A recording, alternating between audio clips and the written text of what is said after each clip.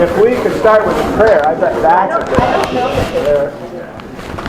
Gracious Father in heaven, thank you for the blessings of this day, for this time and place. What a gift it is provided for us through the ministry of this congregation and those who support it, but also a gift to be among those of like precious faith, to know altogether that we are here by your gracious work in our life and that we know the things we know because of the faithful people that have preceded us all the way back through history, even to the Lord Jesus himself and to those prophets of the Old Testament, Abraham, Isaac, Jacob, and the rest. So bless our conversation today, especially in times where it's more and more difficult to reach people's hearts through the myriad of defenses that they put up themselves, through the noise of the culture that's in the ears and the minds of the people around us, and still those precious souls, all redeemed by your Son, Jesus Christ. Bless us each according to your calling for us. So bless us to be insightful and inspired to reach people as you enable us for Jesus' sake. Amen. Okay. So,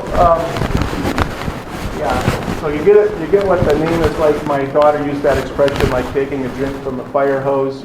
I have some former students in here.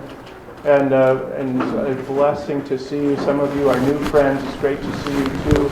Those of you that were with me in Chicago, in the early Chicago, before PowerPoint, it took me 45 minutes before class to do the blackboard with all the chalk.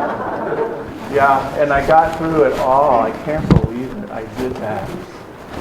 So it was my wife actually who said, "You got to stop machine gunning everybody like that. You can't do that." And so I don't know how I got through all the stuff I got through with you, because I can't anymore. And it's probably good for the students. So what we're working on then, I'm actually workshopping, and it would be wrong of me to make this a brain dump when I'm telling you there's a better way to go. So it won't be. I'm going to try to practice this method with you right now, and then save lots of time for workshopping, for you to offer an example of something that you need to teach or convey to people, and see what that looks like when we turn it into a different approach of asking questions. So here's your first exercise. If you have something to write on, just finish the sentence. And while you're working on that, I'll distract you by continuing to talk. But it shouldn't be super hard. Don't overthink it, right? Just finish the sentence, because we do this all the time, right? Hi, I'm Mike Eschelbach. Hi, I'm Jen Pierce. Thank you. I actually did that wrong, but I'll show you that. Yeah.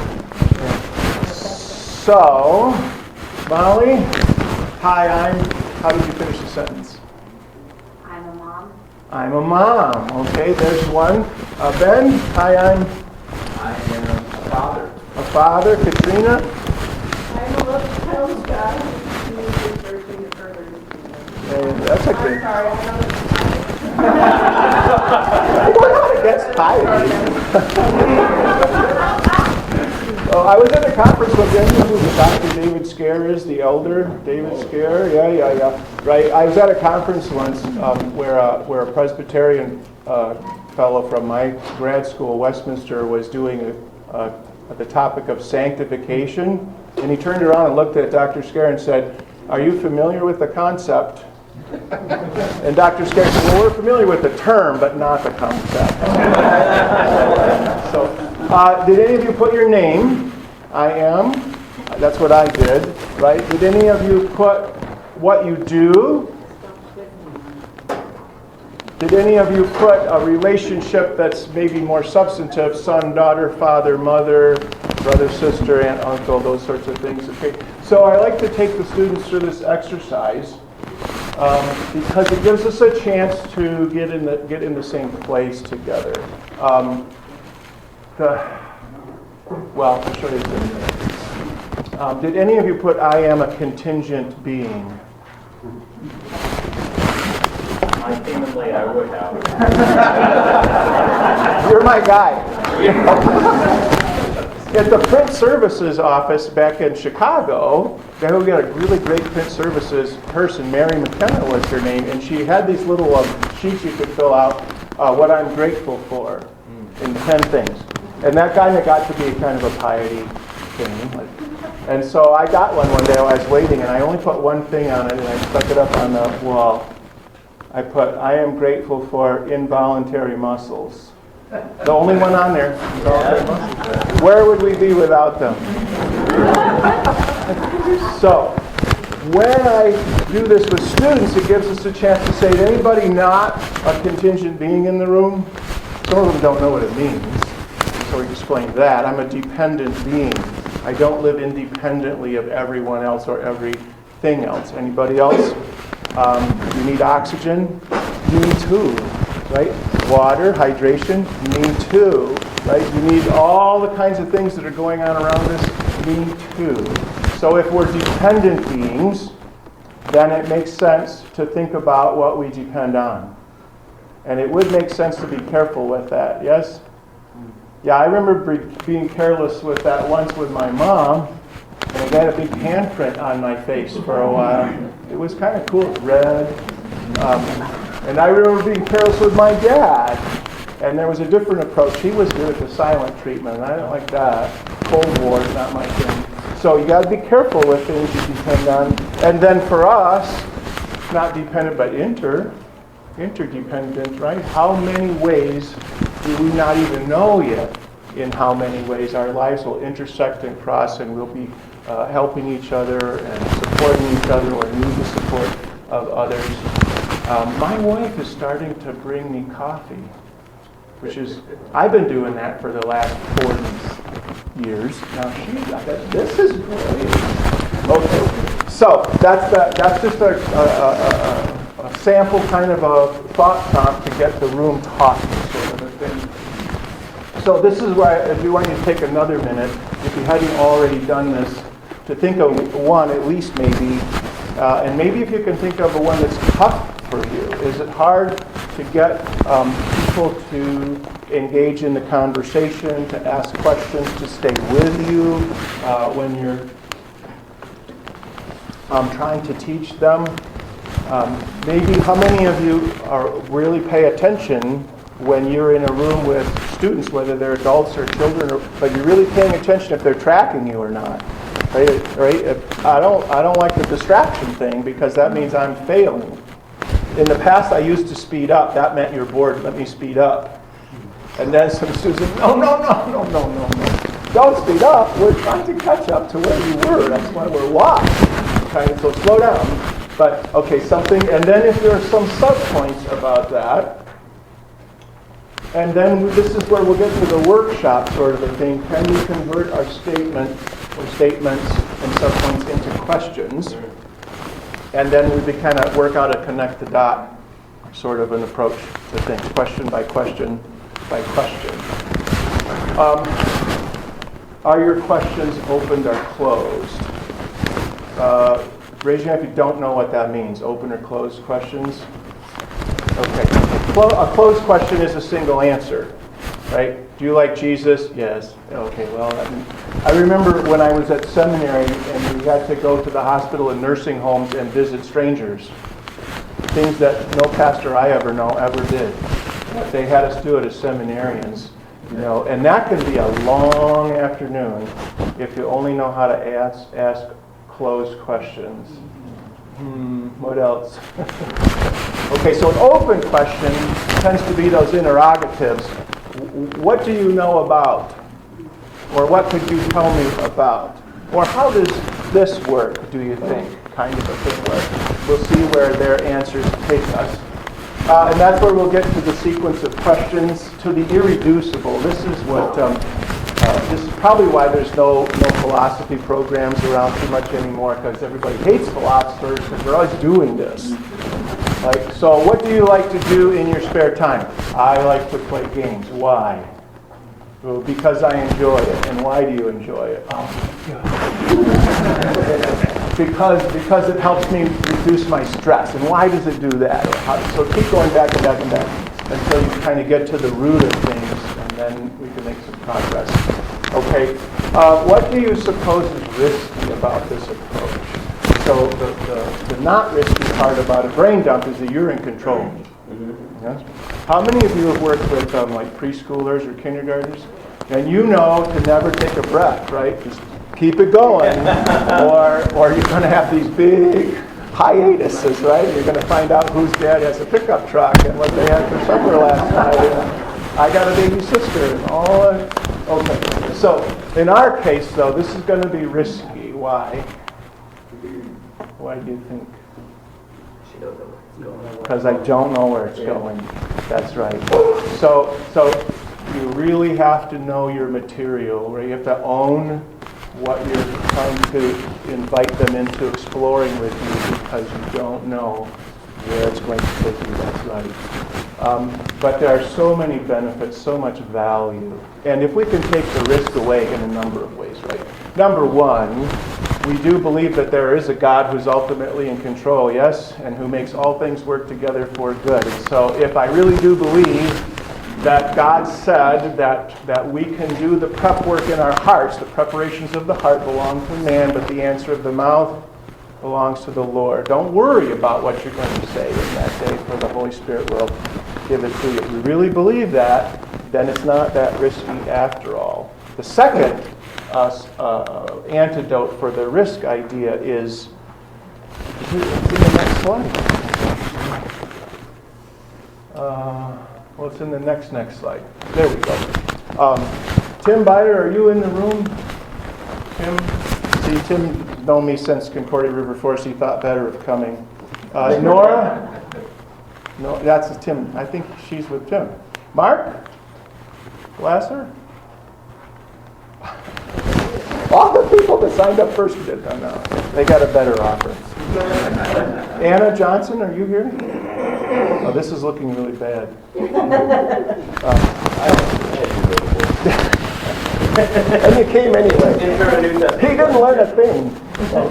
Chris, can you read the slide for us, please? Yes, which professor is more respected and incredibly A, the professor able to crush or dismiss all challenges and questions, or B, the professor who takes time to consider all challenges and questions and who admits, after research, any error or need for revision in what they saw.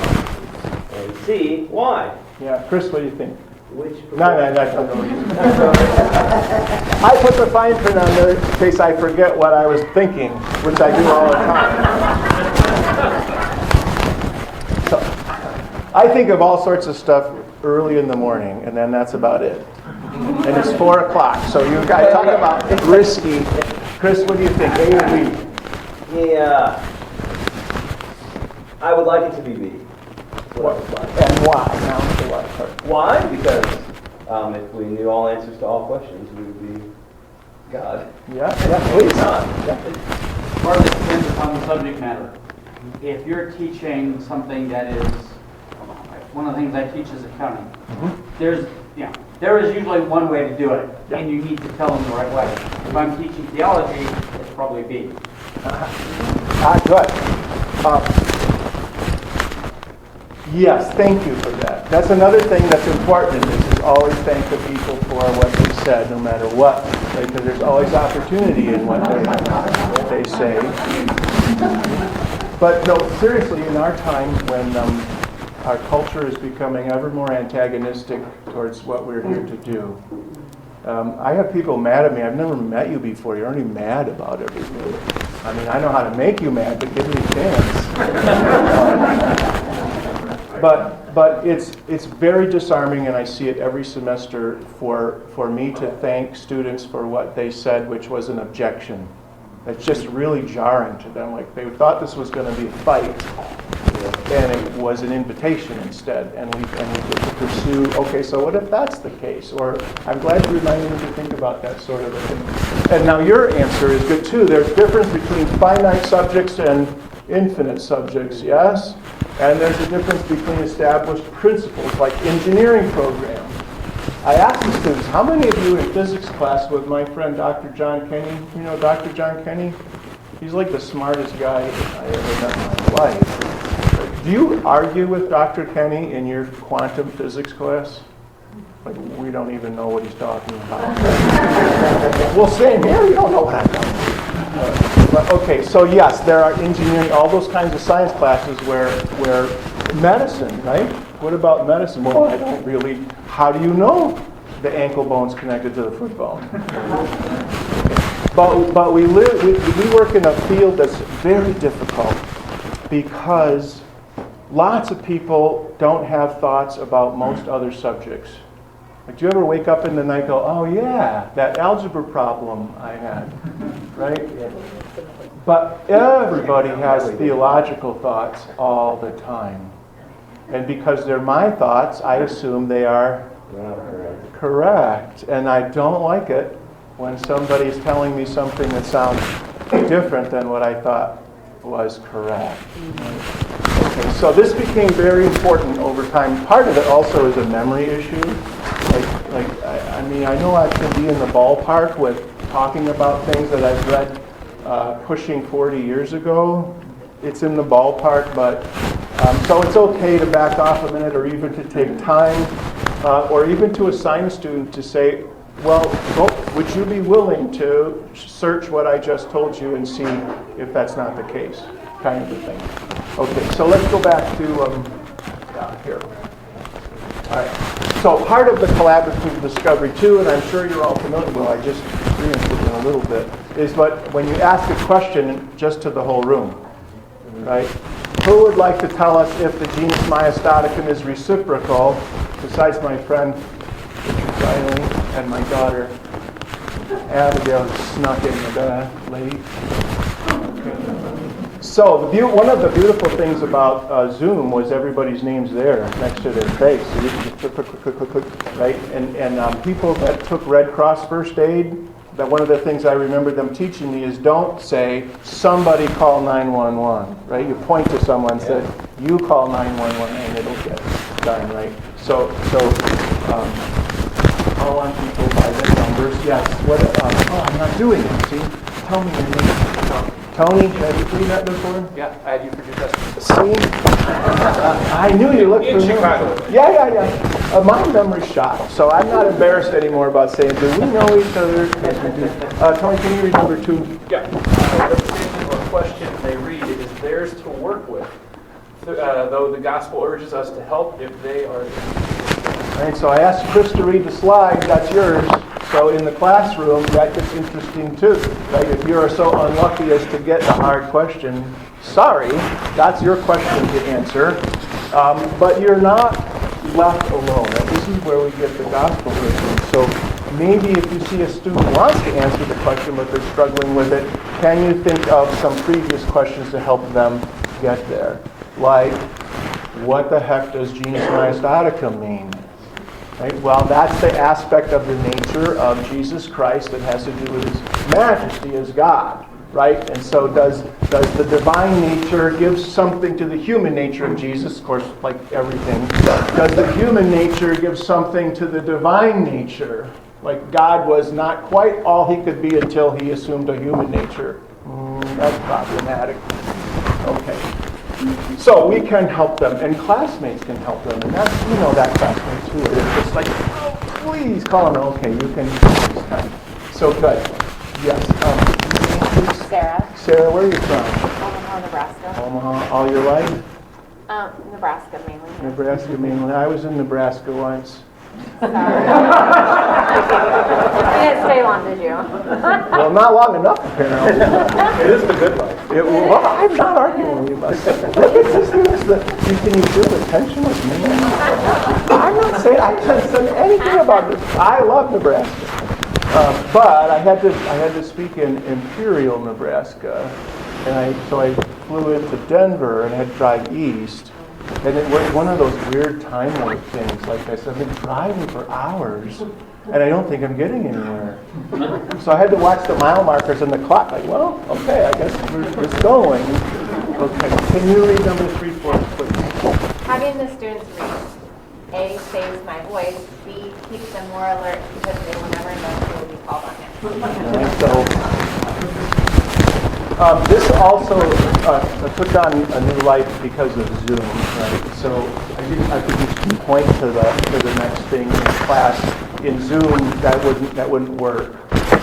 And so I numbered things, which has turned out that just works all the time. So can you read number 3 for us? And yeah, my voice started lasting longer. And it helps the students find their voice, right? Oh, you can talk out loud. It works, no problem. Okay. And then, your name, please. Dane. Dane. Pleased to meet you, Dane. Can you read number 4 for us? A trail of questions develops a spirit of inquiry and practice thinking of the next best question.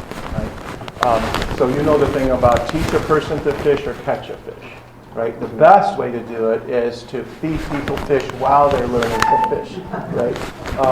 He was in the previous, one of my colleagues does this tuna fishing charter out of San Diego, and it's like a 3 or 4 day thing. And the first person to land a tuna, the tuna gets turned into sushi. Well, that sounds like a great trip. Right? And the one time they were on their way out and they caught the first tuna, and the chef came up in a hysteria. He said, "We don't have any wasabi, so we want to turn back." And the captain was not turning back, but he did radio around to find the next ship coming, and they brought the wasabi, so it was safe. Yes. So the spirit of inquiry. Yes. How many of you were homeschooled? Anybody in the room homeschooled? Yeah. Okay. Yes. Thank you. How many of you have had homeschooled students? Can you tell that they're homeschooled? Yeah. Right. They're happy. They haven't learned to hate school. Nobody has beaten the joy of learning out of them by crushing it. Right, so that spirit of inquiry. I had a student in River Forest came back from her semester at Cambridge. I said, "How'd you like it?" "It was so great." Allison Dodgers was being mentioned. I said, "What's great about it?" She said, "Everybody's there interested in learning." It was like such a phenomenal experience. Right? So we can encourage that spirit of inquiry, and that's going to take us to good places. We did that one. Okay. True or false? Oh, I'm so glad you did.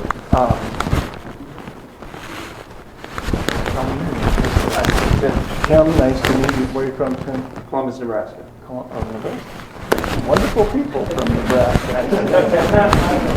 Can you read the slide for the big print there?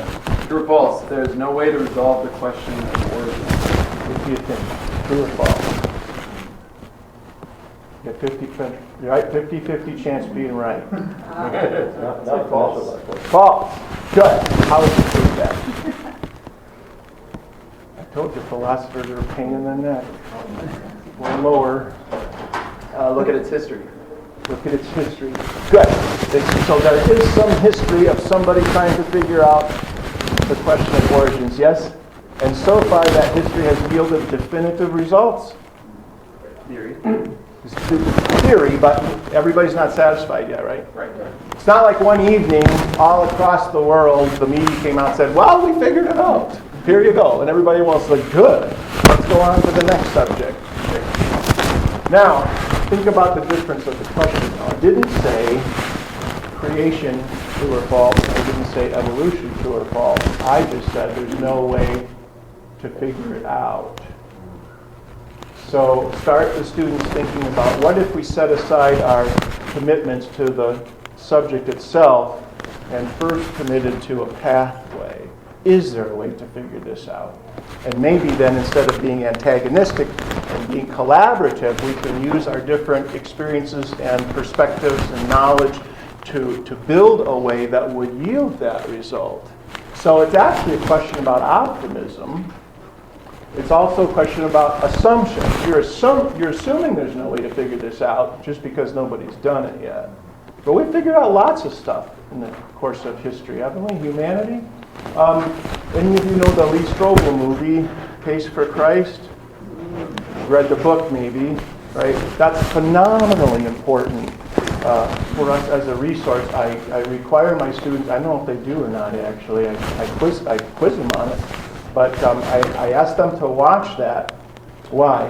Why do I want my students to, for those of you that read it or saw the movie, why do I want them to watch that or read it?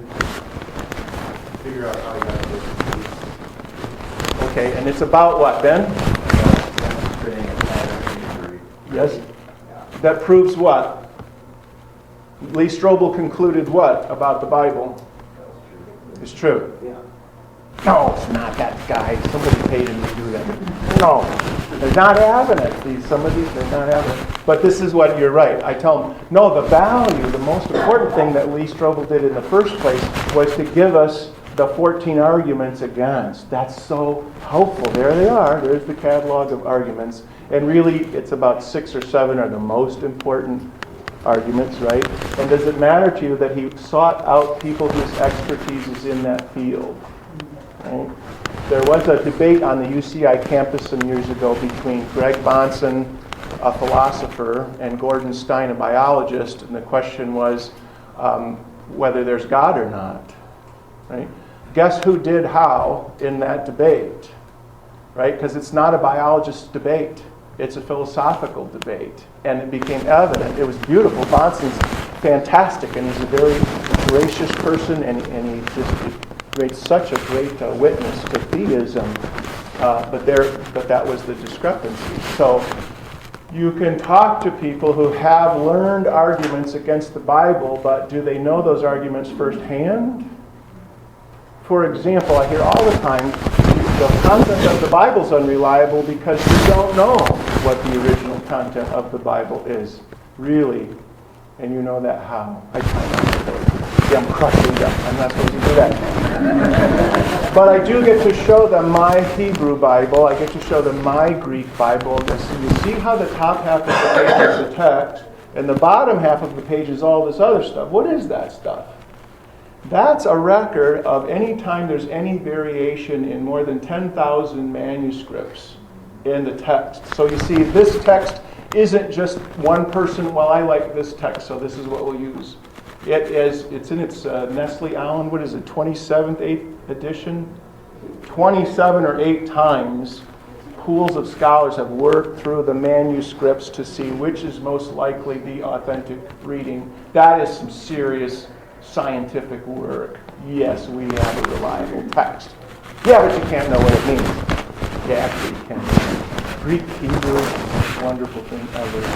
So, also it kind of teases out what we assume is going on here, right? We're seeing if we're just going to stay antagonistic or if we can go ahead and become collaborative and the path that takes us. And, in education, if we don't figure it out all this semester, is that okay? We didn't actually get to the end, and we figured out here's the path, and we got this far, right? And maybe they'll get the rest of the way on their own.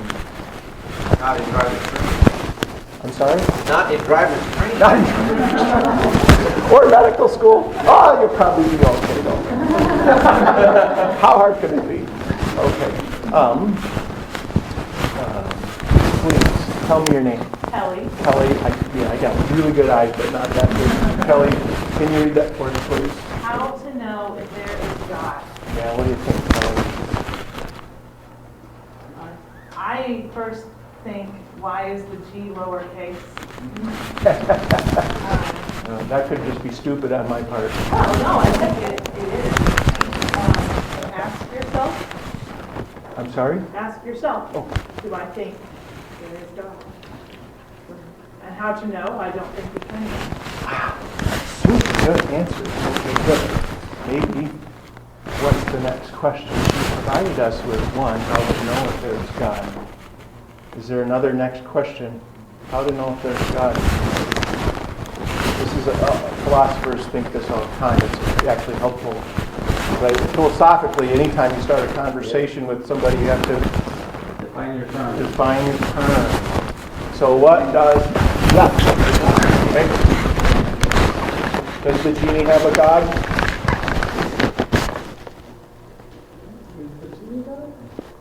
Oh, that's a genie God? Yeah. Does the genie have a God? Sure. Yeah. Who's God? Aladdin. Whoever's. See, Ben the ever optimist, it's Aladdin, well, I wish, until the rotten parrot and his boss got a hold of him. Right? And then remember how Aladdin tricked him. You're not the most powerful person in the world. The genie has more power than yours. Oh, yeah. And then what was Jafar's undoing? Make me the most powerful genie in the world, and with it comes the The shackles, right? Yeah, okay, so God, is there a God in this narrative? Who's Pinocchio's God? He has a creator, right? Well, it wasn't enough. Make a little wooden-headed boy. Jiminy Cricket. Was that enough always? Was Jiminy Cricket enough? Humanity, right, was foxes were making trouble for him. Puppeteers were making trouble for him. But big picture, right, there does seem to be, I thought he was an astrologist because he wished upon a star, and that seemed to be the highest power. yeah. And then, of course, do the philosopher thing. And where did the star come from? Well, over 400 billion years ago. Okay, and you know this movie, Matrix? Hey, Forrest, alums and friends, it doesn't work anymore. These students in my classroom, like, never heard of it. What? I know.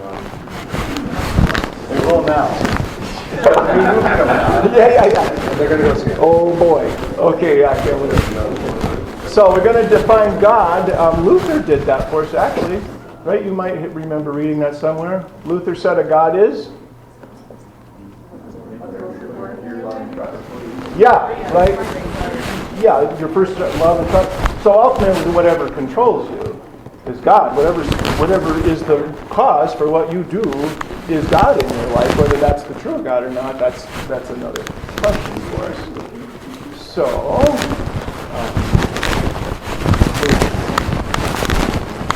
Trudy? That's a great name. Trudy, where are you from? Lincoln, Nebraska. Everybody in Nebraska loves me. Trudy. Number 2, please. So are you a dependent or independent? And your answer? Dependent. Dependent being. So if you're a dependent being, that means God has something to do with, I'm dependent, so God has something to do with what it is I depend on. Yes?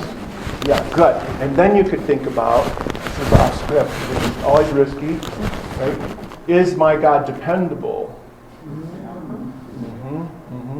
I had some trouble with my, well, I won't say which one of my kids, but I remember telling them, if this thing of your life that you love to do so much is so great, why don't you have it pay your bills?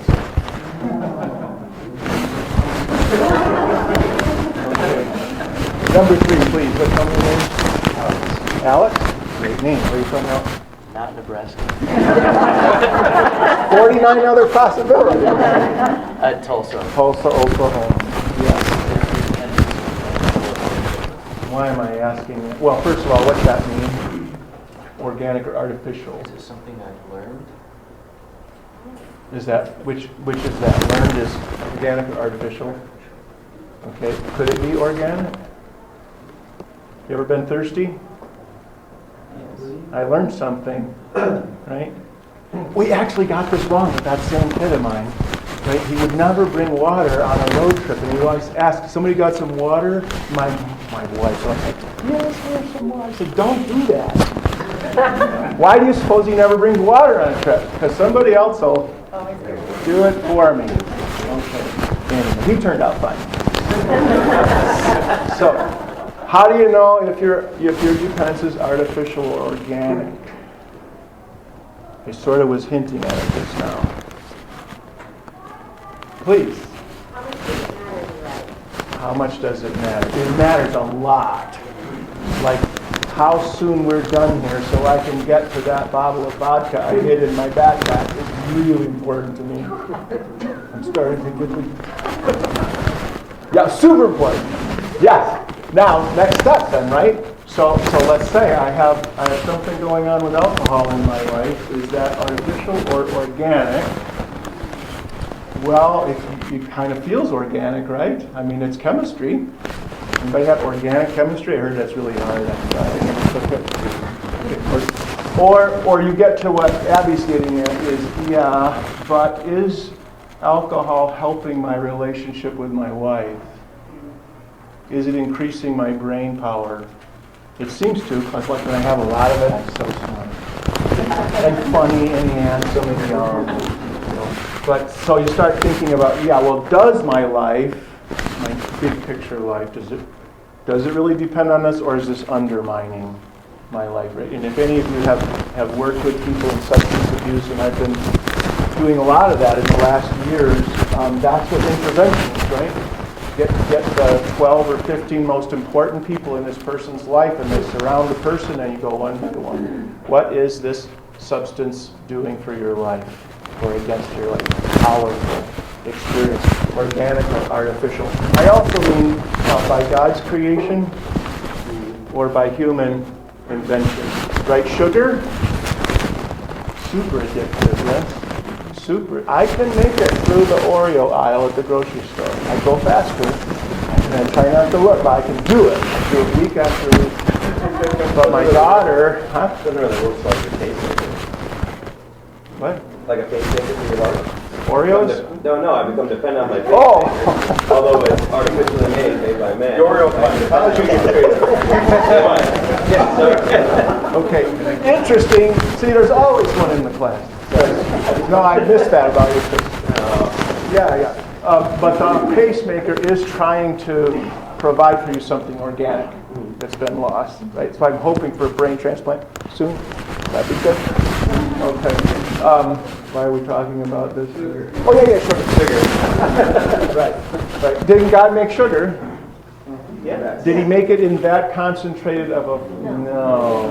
Okay, so then... Oh yeah. So the point of the thing was, my daughter brought Oreos over for Valentine's on toast. I had the first Oreo, that's it. Then the whole rest of the thing. Bad. Have you ever... Huh? What's the without that? Oh. That's what the philosopher would ask. Yeah, of course. Babies know this. Okay. Yeah, no, see, it's risky. Yeah. Okay. Oh, yeah. Have you ever binged on carrots? No. Have you ever binged on anything in that outside lane of the grocery store? It's not possible. You get sick of the taste of carrots before you ate too many of them. Just built in, right? Have you ever binged on laying down your life for other people? I just got so addicted to it, man, the next thing I was dead. So, think about this. It's powerful. In God's creation, right, there are automatic kind of limits on how this is going. You get too tired and you go to sleep. You go to sleep. So that's a big important question. Number 4, please. Where you got your name? Nathan. Do we know each other, Nathan? No. Okay. That's good. That's a good. Yeah. 4, please. Does that matter? In other words, whatever you said you thought God was, does that matter if dependence controls your life? What do you think? Something other than God, right? Money, substances, alcohol, sex, pornography, the big giant Oreos, attention, right? We are very much an appetite-driven culture, are we not? And didn't Augustine warn us about that, like 1,700 years ago or so? What did he say? The soul is restless until it finds its rest in God, right? If we were meant to be in communion with God, and God is infinite, and you disconnect from the infinite, what kind of hole is left? An infinite hole. Does that look like our culture around us? Oh my gosh, yeah. Right? So, Nathan, does it matter what if dependence controls it? Yes, it does, right? So it still matters. Because, right, if God is the kind of a God that's only angry because you're idolatrous, that's one thing. It's another thing if God knew that this would happen to you before he ever started creating the first thing, right? And that he has provided remedies, redemption, all that sort of thing. Right? Pay no attention to the man.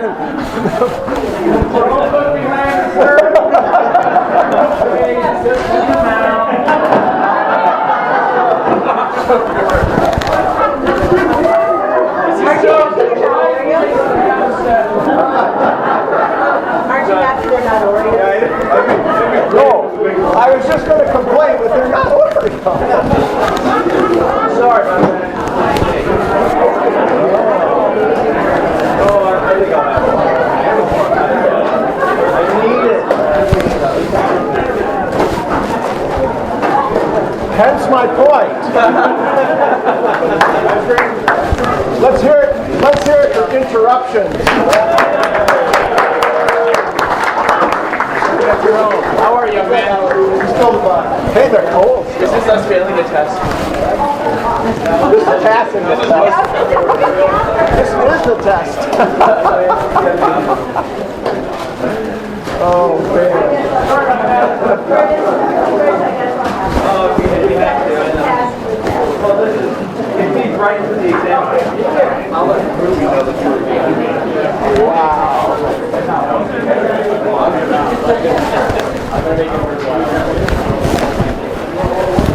So,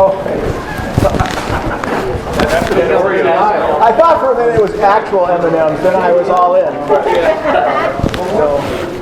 So how do you know it's a fallen world? Because they have those other kind of chocolate ice cream bars. The Haagen-Dazs. If this was a perfect world, you would have been wheeling Haagen-Dazs through here. Yeah, that was a movie, but see, I'm insatiable. Okay, good. How to discover what actually controls our life and how and why. Is there a way to do that? How do you know what your God actually is, besides the pastor rolling through with the ice cream bar? The old way that everybody tells in the church, if you look at your bank account, where your money's going to. Okay, right? Where are you pouring all of your resources? Yes, a very unwelcome advantage of a credit card is they'll send you this thing, here's how you spent your money. Like, what are you telling me that for, Ben? I think one way, at least the church, fasting. Fasting exposes at times, if you detach from something for a time, it exposes how probably deeply attached you were to it. Yeah, fasting is fantastic. Right, and even, you don't even have to do the whole full-on, like not eating anything, just take something out. Right, some people during Lent sugar, take the sugar out, whoa, that was something else. For a lifetime, yeah. So in certain of the classes I have, world religions in particular, one of the exercises I have the students do and then bring to class is this side, tell me who God is, what you know about God, and lots of things that's very typical in our minds, what we think about related to God. And then in the separate column I say, what do you always have time, money, and energy for, especially when you don't have any time, money, or energy? I bet you know what it is. Pizza. You want to go get pizza? Yes! Do you have any money? No. Is that relevant? Okay. So that's also right. And now this is where our theology is so phenomenal, so robust. Right, starting with Paul, and it's there in Jesus, right? Whoever loses his life will find it. Whoever saves his life will lose it. Is that multiple personality disorder, or is Jesus talking about two natures in us too? Right? Paul spends a lot of time on that old man, new man, or a corrupt physical nature and a regenerate soul. So that's how we can have both sets of answers, correct? I am. And I'll argue you down on this, I am the worst person I know. Right? You can't win that argument with me because I know more about me than anybody wants to know. Like my wife says, don't tell me. I'm also not the best person I know, but I'm doing okay. And I'm a top 1,000 people I know in here somewhere. So that's important to know, and then you can kind of, from that vantage point, say, all right, and what's going on, what's the cause and effect of the results of what's going on in my physical nature and its small g gods, and then what's going on in my soul, right? Those are good conversations to have. So what if that's going to take us through these road questions kind of a thing? Let me please, I met you earlier. I already forgot your name. Scott. Number one, please. Probably not. No one is functionally able to even not be us or agnostic. True or false? What do you think? Yes. Yes. Okay. There has to be a God because everybody's dependent on something, and so that controls what they do or how they do it. That's something, right? It's probably not me. Presumably, if you were God, you would know. Yes? You know, like Spider-Man, he was sort of trying some things out and figuring it out. That's a theory about Jesus in Mark, right, from back in super liberal times, that Jesus was coming up to speed with who he was. I think he had that difficulty. But no one is even functionally atheist, right? Yeah. Right. There are lots of theists that I have contact with that are functionally atheists. What's worry? Worry is what goes on in our heads because we don't think that there's a God who's dependable. So I worry about stuff. Didn't Jesus address that? He, right, by name. Why do you worry about what you're going to eat or drink or put on? Right? Paul forbids it in Philippians. Okay. So that's an interesting moment in my classes when I have students say, I'm atheist or I'm agnostic. And I say, really? Right? So, and it's kind of liberating for them to say, you shouldn't feel bad about that at a Christian university because many theists I know are functionally atheists. And all atheists I know are functionally theists. We just need to sort out who your God is and whether, how that's working out for you, that kind of a thing. Way in the back, in the sweater, please, can you tell me your name? Lisa, can you read number 2, please?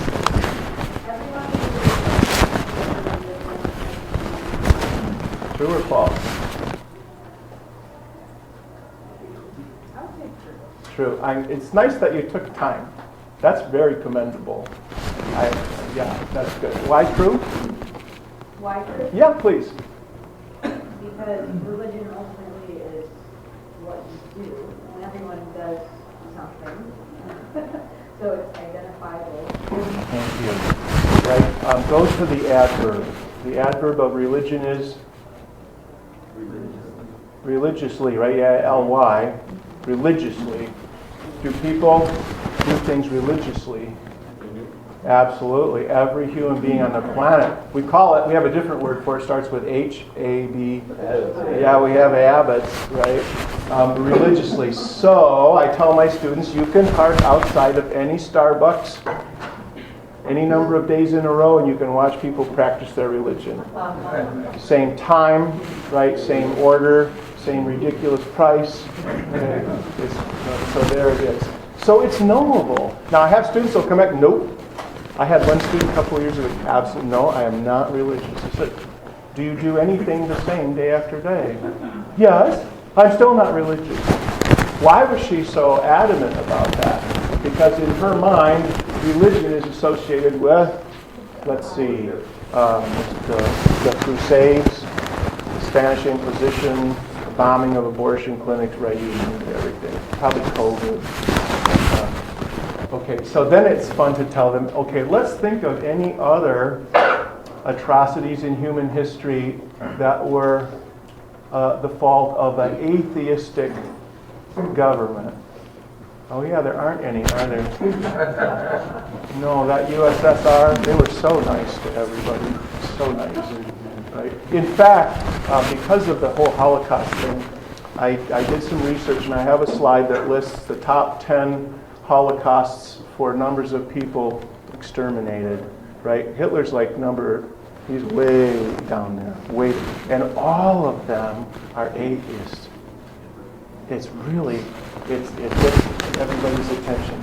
So in my classes, of course, we're making progress here. There is God always, whether it's small g or big G, there is religion, and both of them are knowable.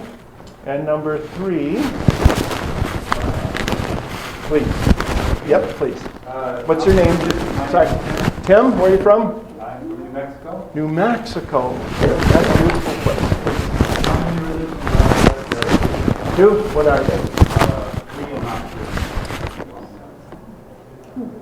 Well, where's the free kind? I'd like to get that. The free kind is the one you put. Okay. Can I express that a different way? Sure. The one revealed by God and the one that man makes. That's a good one too. So either God saves you Or you save me. Okay? Is there any other possible answer for how many religions there are? Well, I teach world religions. They're different. 9. You say like not needing to be saved. You sure could. See, this is one of those risky moments. What am I supposed to do with that? Say some more about it. Well, like if I don't believe I need to be saved, I'm fine where I am. Then that wouldn't be God saving me. That would be saving me. Good. That's beautiful. And there are people around the world that feel that way about it. I don't need God to save me from anything except maybe you. Really? Any of you back in the James, what was his name? Evangelist Explosion? Kennedy. Go door to door. Oh boy, that was uphill.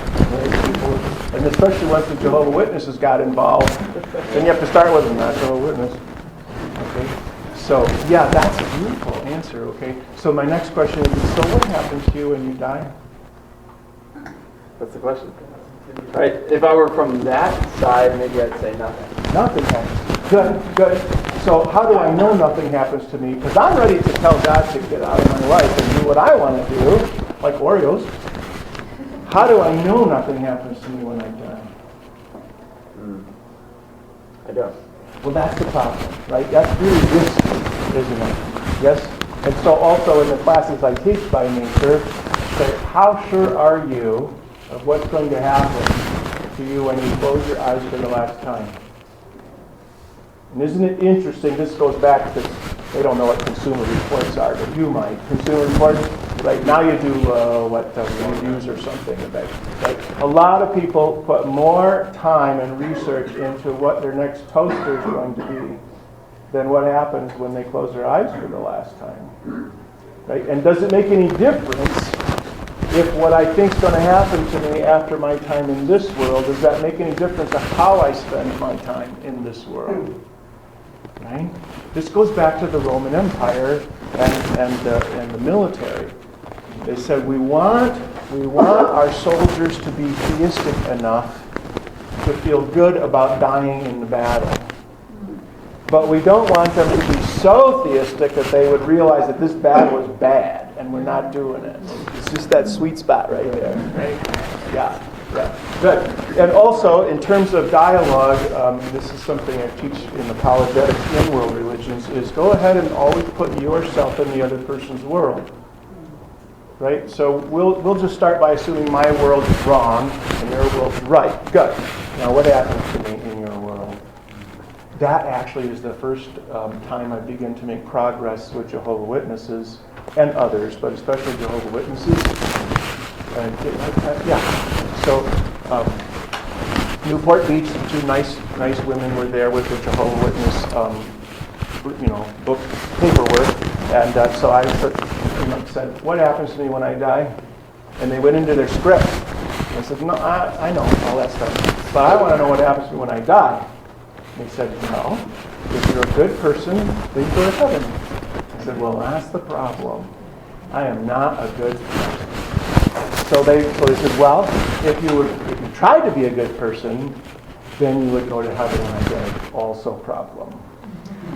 Don't try to be a good person. Well, if you ever had a sincere thought about trying to be a good person, no, still not there.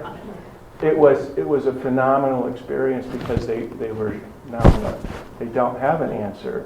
All of their conversations have been scripted previously, and they've never been allowed to have that question.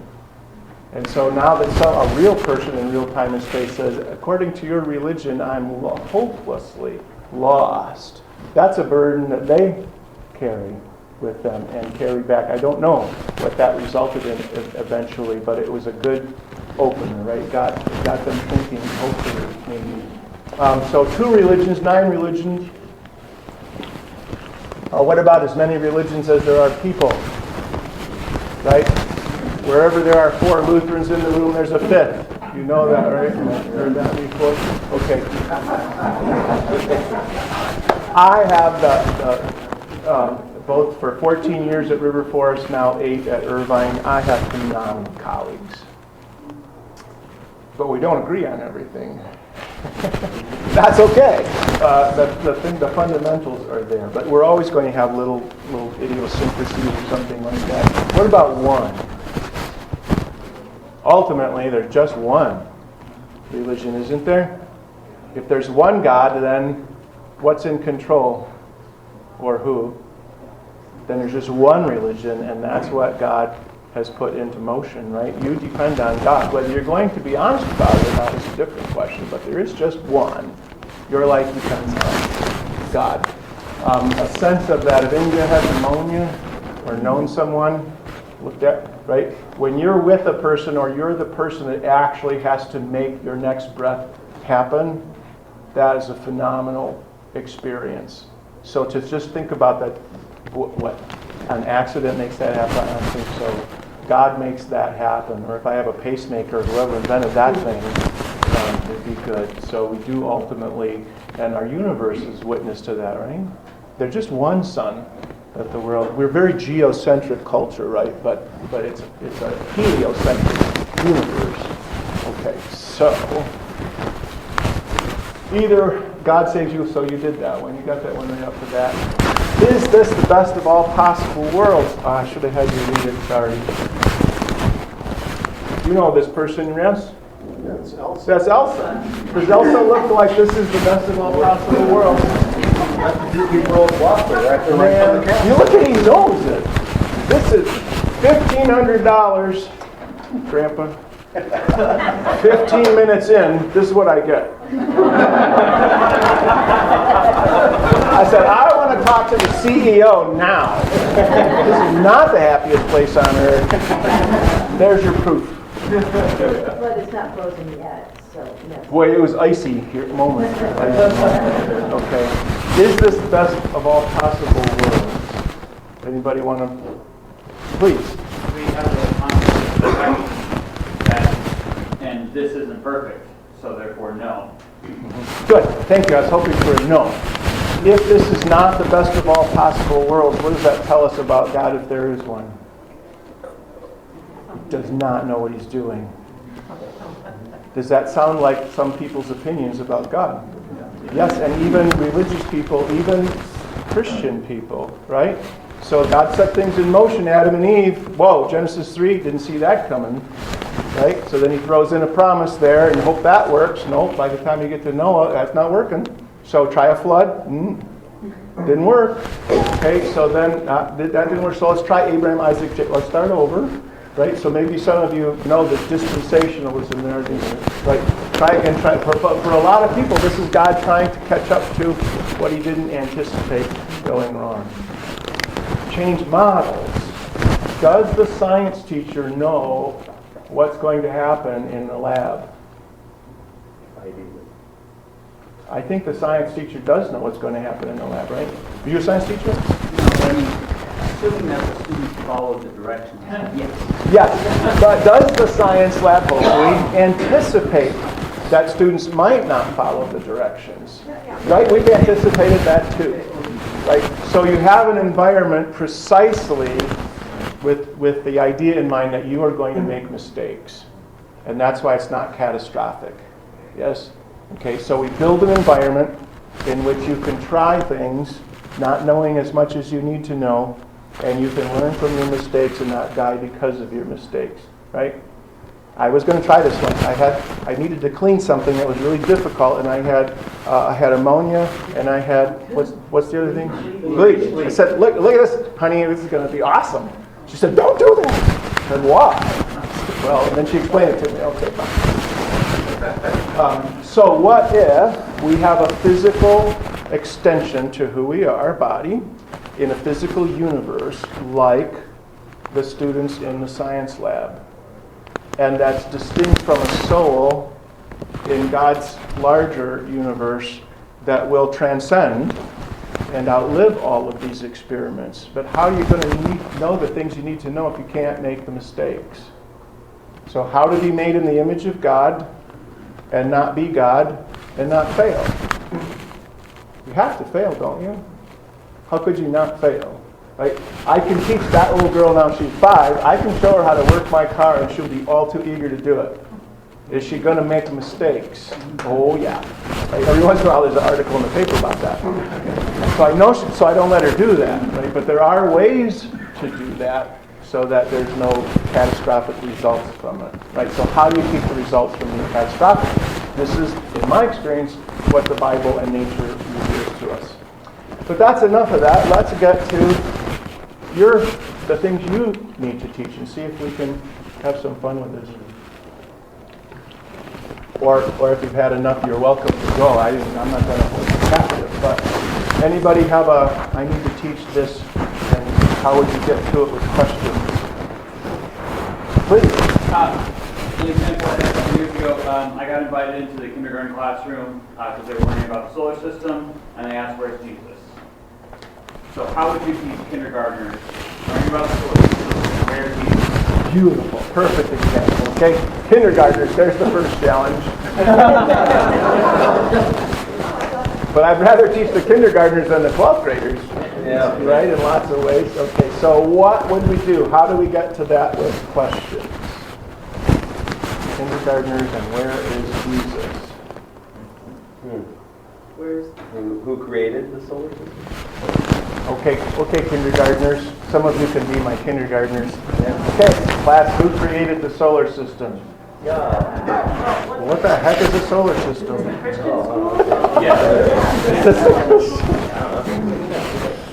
Yeah, that's a good question. Where's the solar system? Well, they're asking where Jesus is. Yeah, that's an interesting side question, right?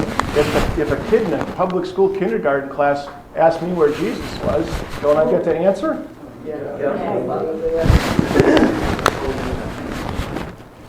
Yes, okay. Yeah, where'd you get, who's Jesus? Right, let the kids, right? They can't get, can't put the kid out. And I bet if you ask the kindergartner who is Jesus, boy, you're going to get, right? You're good for 20 minutes. Okay. So let's not worry about where we're at for the moment. So who created the everything? Let's go with that. Who created everything? Would that be Jesus? Okay, next question. Would that help us? Are we closer? No, because they were asking for physical location. So it's like talking about creation. Yeah, you could sing a song. He's got the whole world in his hands. Thank you. Where exactly are Jesus' hands on the world?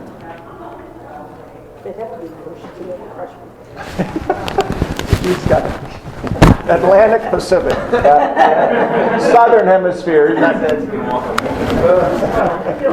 You could ask, maybe get him to the point of saying, do you think your mom and dad are always with you because they love you? Then the kids start thinking through, well, yeah, their love's always with me. That's where Jesus is too. He's always with you. And so, how do you know he's always with me? Well, I get to experience and give it up. Good, thank you. Also, the kids that have abusive parents. Or I thought absent parents. as soon as you said that, then I thought, okay, yeah, so he isn't everywhere because I'm having, or my parents aren't everywhere because the bully on the playground keeps doing that thing. Yeah, that's something to anticipate. Remember, these are kindergartners. You go through the baby catechism. I mean, is it legitimate to go through the baby catechism? Because that's something you teach in kindergarten, right? But is that legitimate in this process of the Socratic method? Like, so why? Why is God everywhere? Or whatever. You know, is God everywhere? Why? Because at some point as Christians, you have to come back, am I a presuppositionalist? Yes. Do I believe there's a sunlight, or do I not? The kindergartners get you there. Yes. So in the beginning, what? What was in the beginning? God. So, and we actually had this question in chapel that our new pastor got to fill, like, because I had a 6-year-old that said, well, because we learn the catechism and what is God? God is the Spirit. He has not a body like this. And he was teaching how Jesus said somebody touched me, which was the thing 2 weeks ago. And he said, well, Jesus is a spirit. How did she touch him? So he had to go, well, the whole story of Jesus became a man and all that. And I was like, what do you mean? He touched her? And he's like, no, Jesus is a spirit. Oh, he got stuck. But, yeah, so he asked that at 6 years old. Yes. So, but is it legitimate to do that and to do fall back on catechism questions? And when is that a legitimate? Yeah, and that's an age range thing again, right? So I asked the kindergartner, okay, kindergartner, what are your presuppositions? So maybe we have some options for us, right?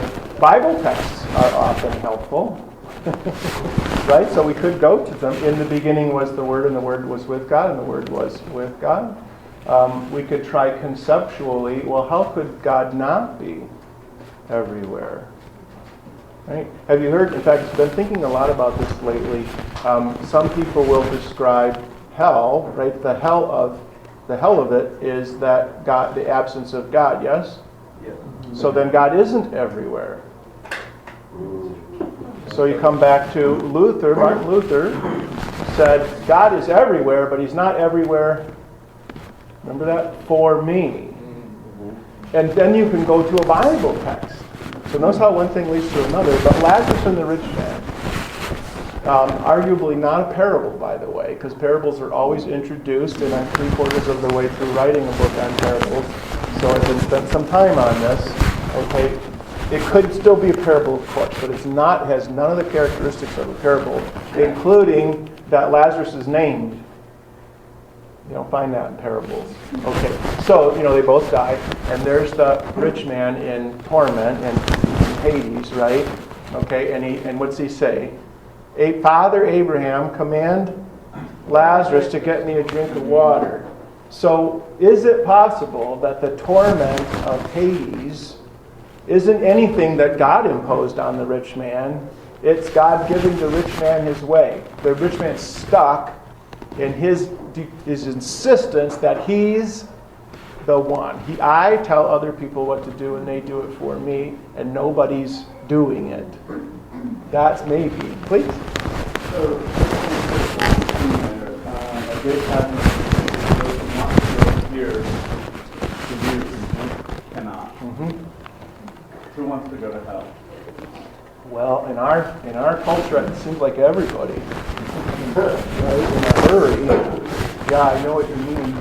Who in heaven wants to go to hell? That's what it says. Those who desire to go from here. So who desires to go from here heaven to hell? Is that a live question or you? Yeah, okay.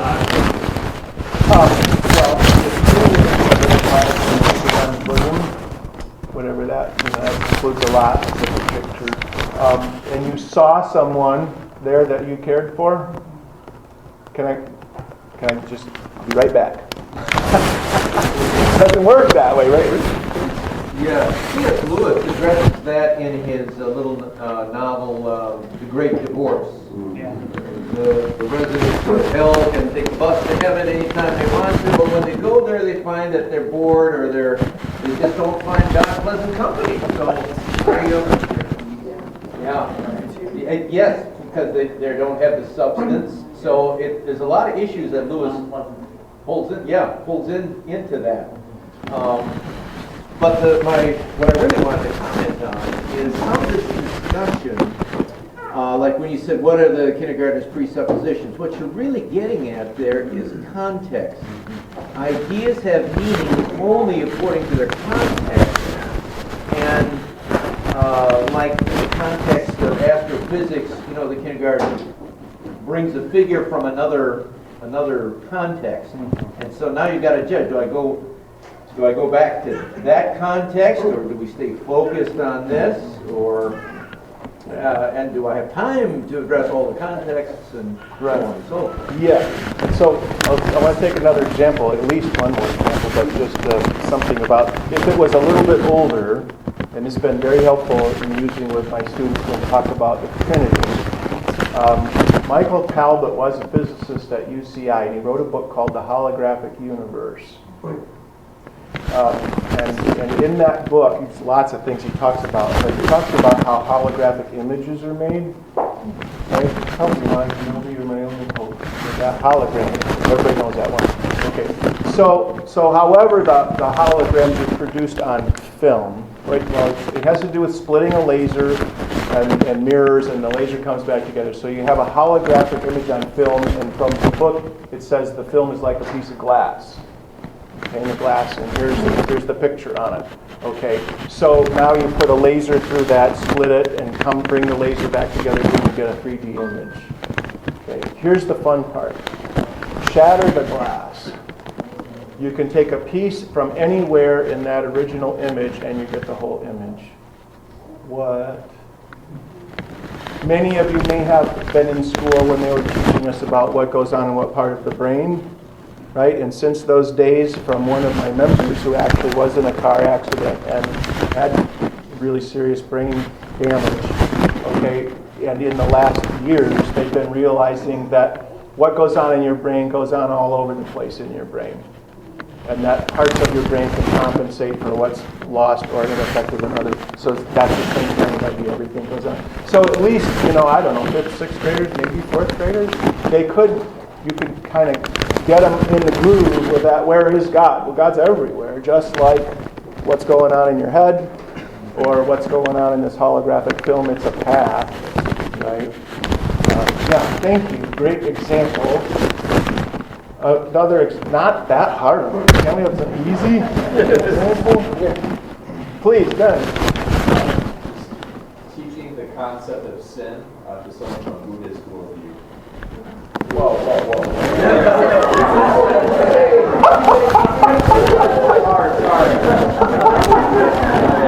I thought you were going to ask, why are carrots orange? That's right. Let's work. No. Concept of sin. What was the other part about the Buddhists? Oh, just teaching the concept of sin to someone from a Buddhist. Oh, to someone. Yeah. Actually, I think that's on the plate for next Monday, so we need to get this right. I'm supposed to do that. Sin. Let's figure it out first. What are we talking about? What is sin? Interestingly, in our culture, like religion, like faith, so also sin is sort of an invented concept, right? Medieval people, ancient, superstitious people, right, thought there must be a God, and they were all nervous about how God works, and so they invented these ideas about God. Freud, God is what goes on in our heads projected on the heavens, right? And so sin is is somebody religious condemning people for doing certain things that has no basis in reality. There's nothing actually problematic about this. Yeah. So what would your first question to the Buddhists then? Because they don't believe in sin, so what are we going to do? What must you do to achieve enlightenment? And you're falling short of that. Right? Say there are 4, right? The 4 noble truths. There's suffering. Okay, that's enough, right? The cause of suffering would be sin. What is the cause of suffering? Desire. Right? Desire. And desire is a function of thinking that you actually exist in time and space. This is all illusion. Right? This doesn't exist. Okay? You only think it exists, and that's you're trapped in your own ego, right? So I think I'm a distinct, real being in time and space, and therefore I pay attention to my desires. And my desires pit me against other people and their desires. Now we have trouble. There's going to be suffering behind that, right? Good. Next question. So I think at this moment we agree with the Buddhists, right? We have desires, and that pits us against each other, and that makes trouble. Good. Next question.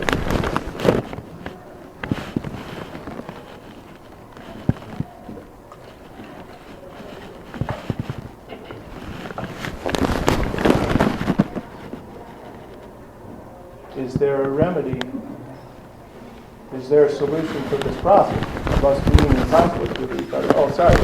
Right. Did you want to say something? Originally asked what it meant, and I was going to say that, but now I don't have an answer. Happens to me all the time. Good. Correct.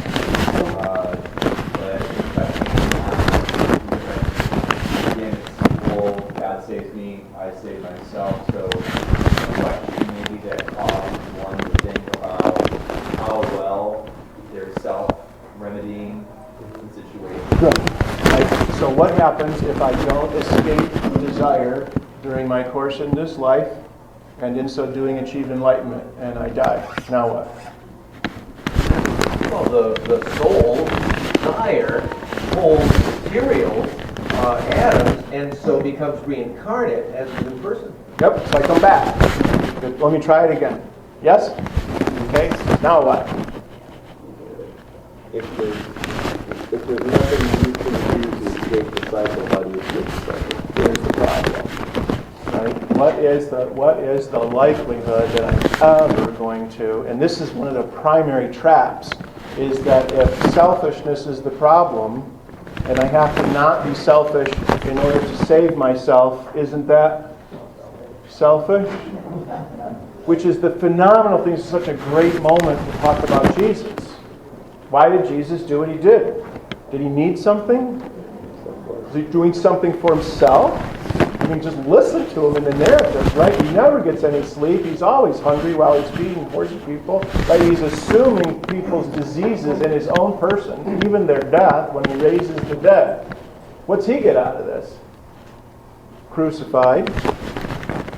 There you go. There's the contrast, right? All of us, there's always still me at the end of the, that's ultimately what I'm in this for, right?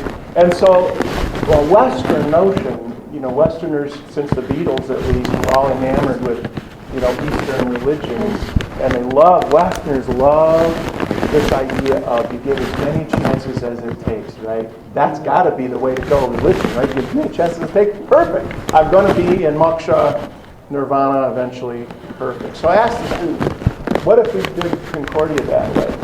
So Chris, absolutely guarantee you're going to graduate with 4.0 because you're going to stay here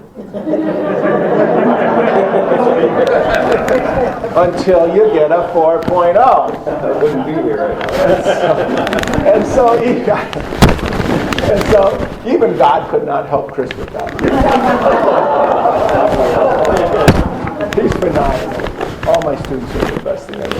But, okay, so interesting, right? You think you know about other people until you go hang out with them and learn what they actually think. People who actually are committed to Eastern religions don't call it rebirth. They call it re-death because it is an intensely depressing idea that I'm going to have to do this over and over and over. You talk about, Jesus died on the cross, what did he get out of it, type of thing, right?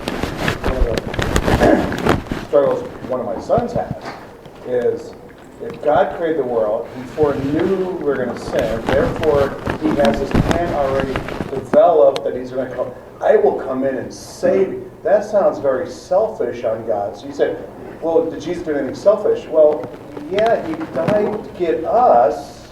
That sounds pretty selfish to some people who are, questioning over his foreknowledge of everything compared to his all-powerful being and everything. So how do you? So the person sitting there going, well, we all, Jesus did it unselfish. Yes. Did he? Is it like the romance novel where the jealous boy hires some thugs to pretend to threaten the girl so he can come in and knock them all out and see? Is that what's happening? No. Okay. So we're back to the question: how to be made in the image of God and not be God and not fail? And this gets at what everybody's so scared of, that we're actually robots. That God made us robots. No, he didn't. He made us in his own image. That's an inherently risky thing to do. right? Why did he do it? Because that's his nature, is love. Love is inherently risky. Right? And this is I had thought about this for a long time, but do you ever wonder what God was doing for the first in eternity before creation? Like, that's a lot of card playing or something. Right? But then when you think about it, was there ever a time in the consciousness of God when everything that's happening wasn't happening? So that from eternity, Jesus knew that suffering and death. From eternity, he knew what redemption would do for us. And all of you, I know you know this, is there anything more powerful in your life than being an agent of redemption? Wow. No. If only we could die in the middle of it. Like, a student come ask me if she could be baptized. Oh, perfect, I'm out. More students. We bring that So I think we're close enough, unless somebody really has one. But wow, what a blessing to be in the room with you and to take a risk with you. Every time I looked at how many attendees, I went back to, well, I only have 10 slides. This could be bad. But you came through for me. You came through. Also, please,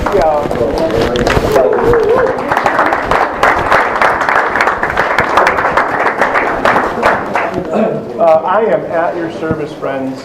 That's why I put the information on the table. I'm old school, so my mom taught me to answer when people call you, or email you, or text you. Anytime I can help you in any way, do not hesitate to get a hold of me. And the Lord be with you and bless you. Amen.